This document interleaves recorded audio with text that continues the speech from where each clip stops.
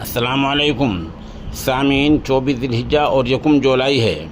ख़बर का उन्वान है, क्या आयुष्मान कार्ड भी अब एक जुमला साबित होगा? क्योंकि हरियाणा के तमाम प्राइवेट डॉक्टरों ने आज यकुम जुलाई से किसी भी आयुष्मान कार्ड वाले का इलाज करने से मना कर दिया है। सरकारी कोई अहलकार या सरकार की तरफ से किसी आदमी को हरियाणा के निजी अस्पताल में आयुष्मान कार्ड की बुनियाद पर इलाज के लिए भेजा जाएगा तो निजी अस्पताल वाले उसको इनकार कर देंगे। क्यों? इसलिए कि अभी तक काफ़ी दिनों से जो उन लोगों ने इलाज किए हैं, सरकार ने उनके पैसों की अदायगी नहीं की है, उनका पेमेंट नहीं किया है। डॉक्टरों ने वार्निंग दी है, निजी अस्पताल के मालिकान ने वार्निंग दी है कि 5 जुलाई तक इंतज़ार रहेगा।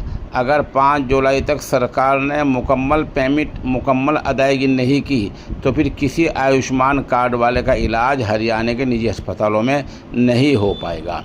इसको क्या समझें? क्या इसको मोदी जी का जुमला समझें या आखिर हो क्या रहा है?